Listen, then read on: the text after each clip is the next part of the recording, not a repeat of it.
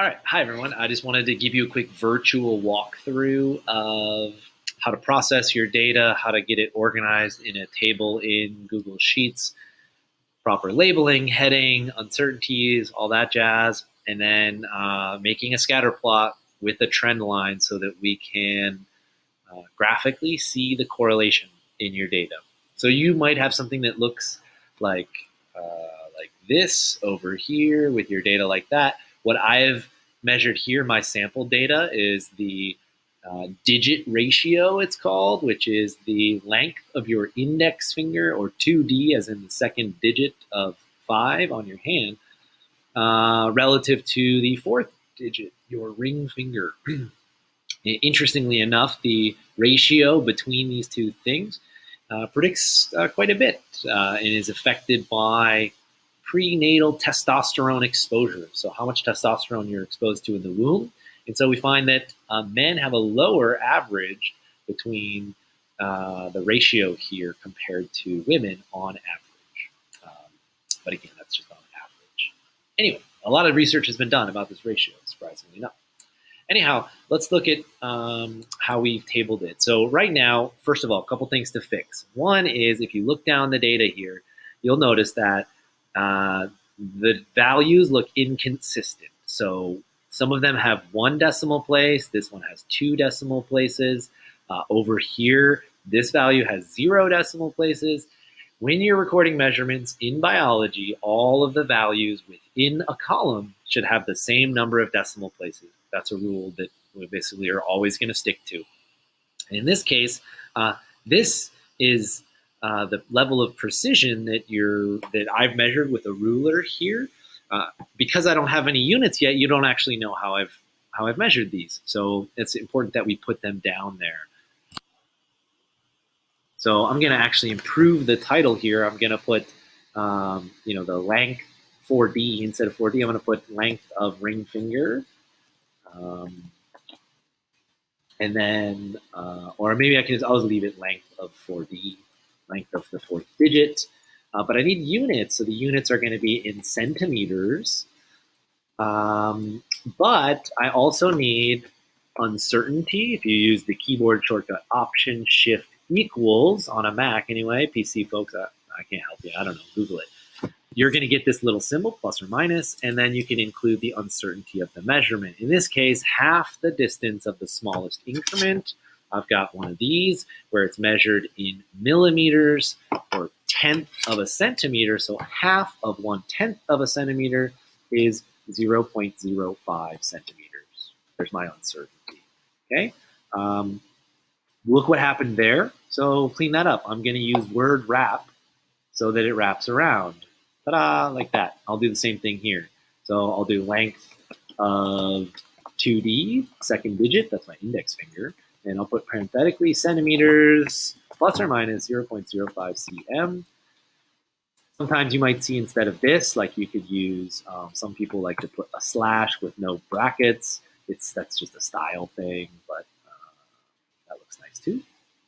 Okay, either way. Just be consistent, but anyway. Now, let's fix the fact that this has no zeros, no decimal places. This has 2, this has 1. Everything, if this is my precision here, my uncertainty is to the second decimal place, to the 100th of a centimeter, all of my values should be recorded to that same level of precision. So I'm going to highlight this whole column, and I can use these buttons here to fix the decimal display, because what you're going to find is if I type in this box, if I type 8.30 and I hit enter, all my 0 goes away. But that 0 is meaningful. It communicates how confident I am in the value. So I want to use this button, and I will tell it, give me 2 decimal places for all my values. Now it looks nice and tidy. While I'm at it, I'm going to make these just look nicer. Centered values, I think maybe it's personal preference, but it just looks better. Look at that. Yeah, looks nice. Okay, now that we've made it look nice and we've got the heading with units and uncertainty for both of our values here, both of our variables, I'm going to put this into a graph. So the scatter plot is actually quite an easy one to make in Google Sheets. We're just going to highlight both columns of data. And again, your columns should be organized and into 2 columns. highlight those two columns, and I just go to Insert and Chart, and then automatically a chart will pop up. Now, you may or may not get a scatter chart here. Oftentimes you might get something like a line suggestion.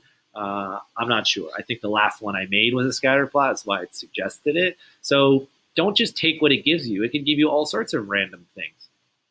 There's lots of things that are possible. But right now we're looking at the correlation between two variables. So we're going to get a scatter plot. So make sure it says scatter chart. Okay, if you look here, basically the way that we've oriented the data, this is going to be treated as the X, and this will be the Y. So it's an XY scatter plot, just like you might make in your math class. And you can see, because I've included the header row, so this row 2, the header, with my title and my units and my uncertainty, that's already put on the graph for me. That looks nice. That's good. The title of the graph, I'm going to want to change to something that is more verbal and not just this is just automatically basically Y versus X. But I'm going to give that a proper title later. But anyway, it's nice that the units and uncertainties and the label of the unit is already here. That's good. We've got a scatter plot. That looks nice. Can change the title later. Now, we want to get a trend line here to see what's the slope of the trend line, and we can also see this how well that trend line fits the individual values. So let's do that now. Go to Edit Chart. It'll pop up some options over here. I'm going to move myself out of the way so we can see them all. Notice that it's using row 2 as headers. That's this row 2. That's the labels. I'm just going to use column A as labels, but it's already checked and it works. So we can ignore that for now. I'm going to go to Customize, and the chart style is where we can play with things like background color. Don't get too fancy here. Keep it simple and clean. Chart title, this is where I can edit it. I can also just click on that box right now and edit it. I can change the font and the size. And just make sure that all the words that you put in your title display. And then series is where I can now do some things that treat all of the data together. So we'll come back here. We'll need this series tab when we do error bars. Right now, we're just worried about a trend line. I can also change the appearance of the series. So sometimes instead of like dots, sometimes like an X might be a better way to show data. Again, it's personal preference. We only have 10 points here, and that's all we have. We don't have error bars or anything. So right now it looks clean enough. This is where you would turn on error bars. We'll get back to that in the future. But for right now, trend line is what we want. So tick that box. Now we've got some options.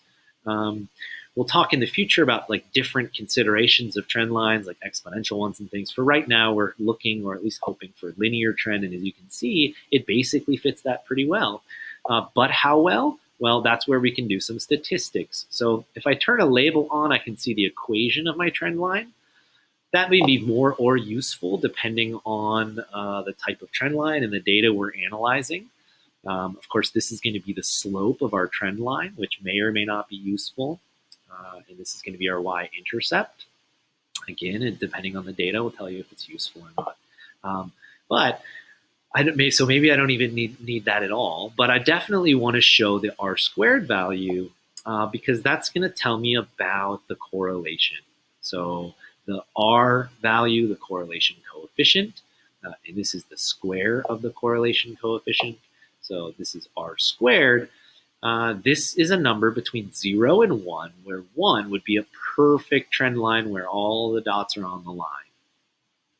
In this case, 0.994, this is a really strong correlation here. So we would say this is a positive linear correlation, and that value gives us some weight. And we'll talk about how we could use the r squared and the r in particular to do kind of further statistical analysis. But for right now, we just want to get it on the graph, and we can talk later about what to do with it. Okay. Again, we can turn